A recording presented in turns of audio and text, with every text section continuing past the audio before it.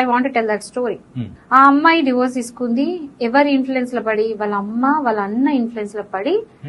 మంచి అంటే హస్బెండ్ మంచివాడే, కానీ వీళ్ళు ఎక్కిచ్చారు. ఎక్కించినందుకు మేబీ నిజంగా గొడవలు ఉన్నాయి కావచ్చు, కానీ వాళ్ళ అమ్మ గాని వాళ్ళ బ్రదర్ గాని దాన్ని పెంచారు గొడవని.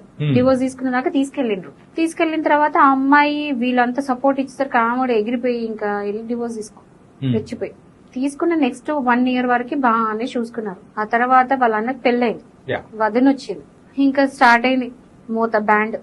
ఇంట్లో ఆమెని ఒక పని మనిషిలాగా చూడడం. అటు చూస్తే మదర్ సపోర్ట్ లేదు, ఎందుకంటే mother end of the day కొడుకు మాట వినాలి. కొడుకు ఈ మాట వింటేనే ఆమెకి దొరుకుతుంది. సో అందరు ఒక సైడ్ అయినా ఈమె ఒక సైడ్ అయినా ఆమె ఇంట్లో పనికి తప్ప దేని వాడట్లేదు. ఇన్సల్ట్ చేయడము, నువ్వు మా మీద పడి ఉంటున్నావు, మా మీద బతుకుతున్నావు అని చెప్పేసి ఇలా ఆమె అన్ని హ్యూమిలియేషన్స్ భరిస్తూ వచ్చింది. సరే మళ్ళీ వెనక్కి వెళ్దామా హస్బెండ్ దగ్గరికి అంటే వెళ్ళలేదు.